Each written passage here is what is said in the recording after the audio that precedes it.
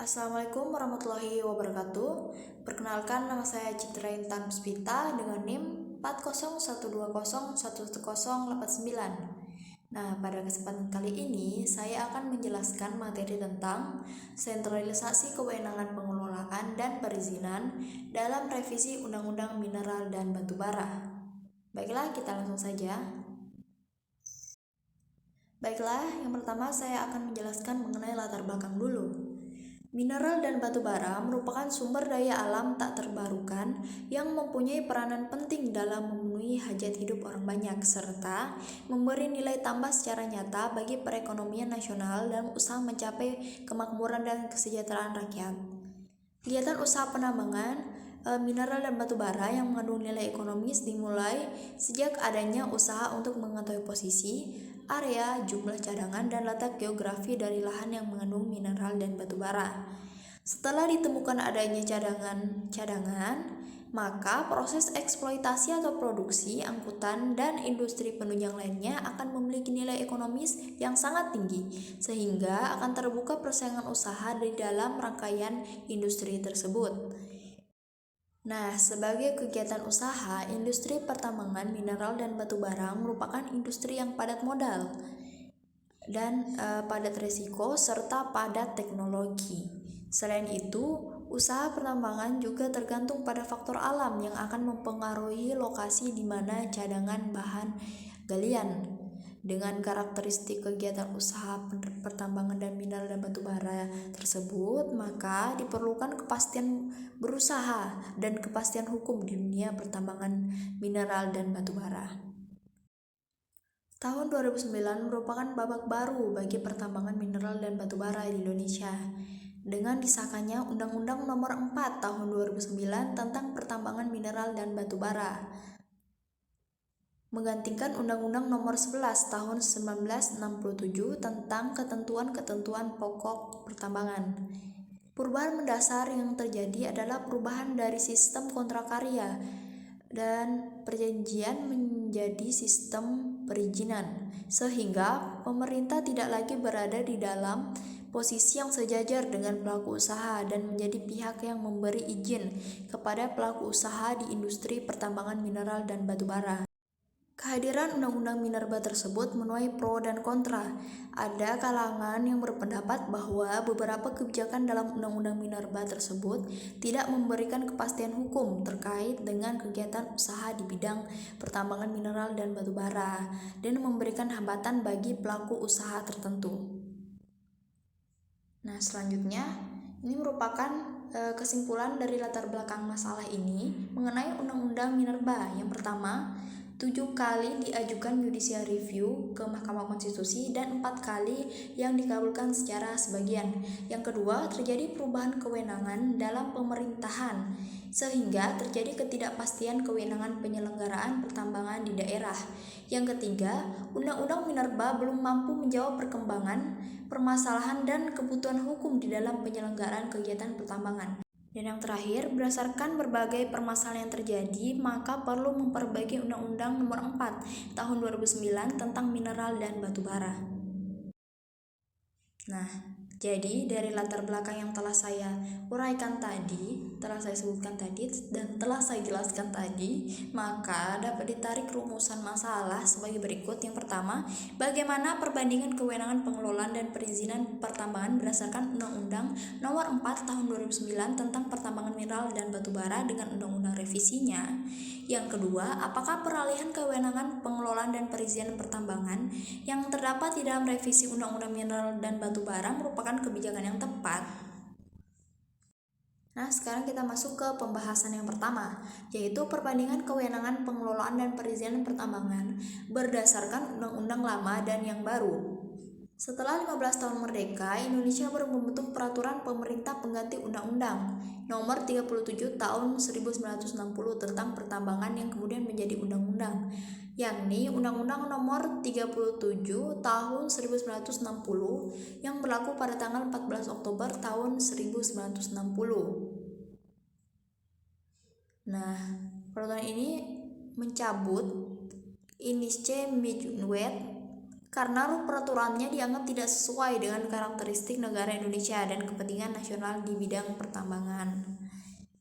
Nah, selanjutnya kebijakan di sektor pertambangan pun menyesuaikan dengan diundangkannya Undang-Undang Nomor 11 Tahun 1967 tentang ketentuan-ketentuan pokok pertambangan atau Undang-Undang Pertambangan. Ketentuan-ketentuan tersebut berhasil menciptakan iklim yang menguntungkan dan menarik investor asing untuk menanamkan modal di Indonesia, yang dibuktikan dengan lahirnya kontrak karya generasi 1 hingga ke generasi ke-6. Setelah 42 tahun berlalu, Undang-Undang Pertambangan diganti dengan Undang-Undang Nomor 4 Tahun 2009 tentang Pertambangan Mineral dan Batu Bara, yang telah merubah kebijakan di bidang usaha pertambangan mineral dan batu bara. Adanya Undang-Undang Minerba telah menghapuskan model kontrak karya dan digantikan dengan sistem perizinan yang dikenal dengan istilah Izin Usaha Pertambangan atau IUP. Lahirnya Undang-Undang Minerba 2009 membawa konsekuensi sistem pengelolaan pertambangan di Indonesia menjadi bersifat pluralistik. Hal ini terjadi karena pada dasarnya saat diberlakukannya Undang-Undang Minerba 2009 masih terdapat beberapa kontrak karya yang di dalam tahun berjalan atau bahkan baru ditandatangani sebelum pemberlakuan undang-undang yang baru. Setelah satu dekade berlakunya Undang-Undang Minerba tahun 2009, akhirnya pada 12 Mei 2020 lalu, pemerintah mengesahkan revisi Undang-Undang Minerba. Terdapat beberapa perubahan cukup signifikan yang dilakukan dalam revisi Undang-Undang Minerba. Salah satunya ada pada pengambil alihan sebagian besar kewenangan untuk mengatur dan mengelola mineral dan batu bara kepada pemerintah pusat, termasuk di dalamnya berkaitan dengan penerbitan IUP. Nah, kita masuk ke pembahasan yang kedua, yaitu sentralisasi pengelolaan dan perizinan usaha pertambangan. Perubahan paling jelas dalam revisi Undang-Undang Minerba salah satunya adalah penerapan sistem sentralisasi terkait kewenangan dalam mengelola dan mengatur usaha pertambangan. Revisi Undang-Undang Minerba telah menghapus kewenangan pemerintah daerah dalam menerbitkan izin usaha pertambangan.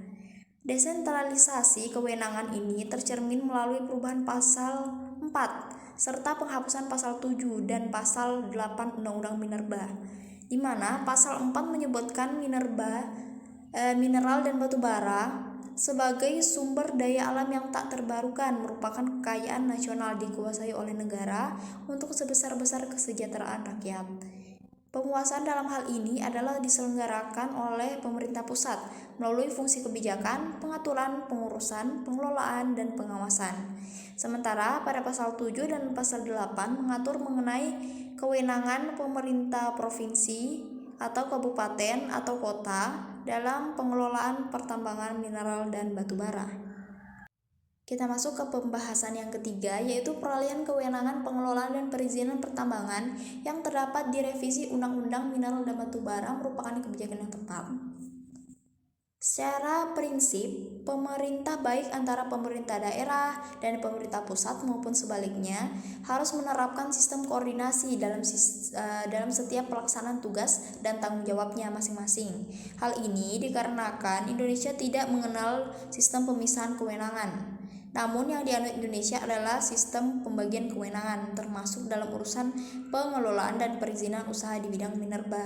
Namun faktanya hari ini dengan adanya revisi terhadap Undang-Undang Mineral dan Batu Bara, rasanya sistem koordinasi dan pembagian kekuasaan tersebut sudah tidak lagi ada.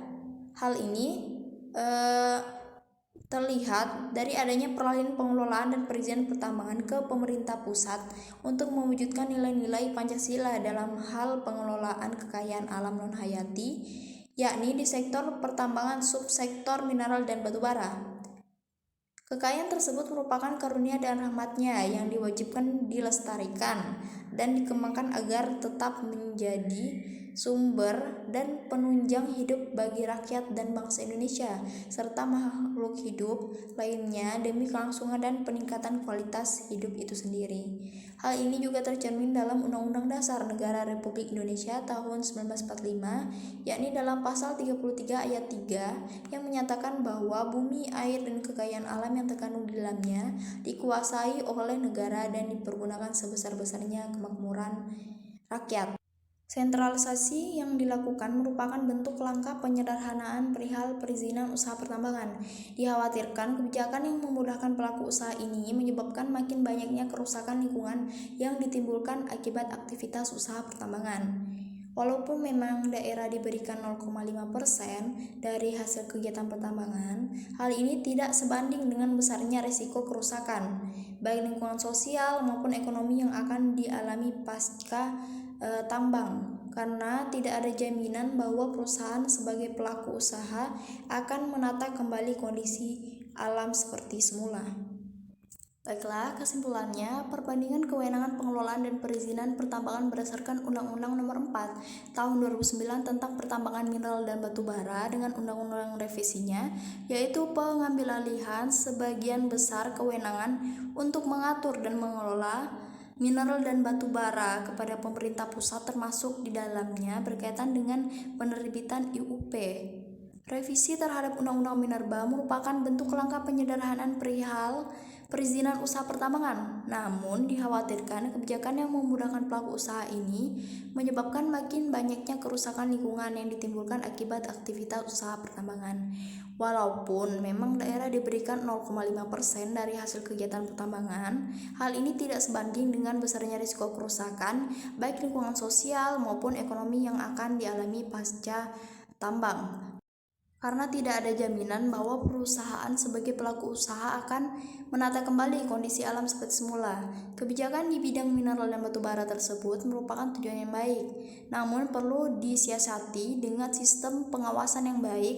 Hal ini bertujuan agar pelaksanaan kebijakan tersebut bisa berjalan sesuai dengan tujuan yang ingin dicapai, yaitu penyederhanaan perizinan pertambangan. Sekian pemaparan materi dari saya, kurang dan lebihnya mohon dimaafkan. Wabillahi taufiq wa hidayah. Wassalamualaikum warahmatullahi wabarakatuh.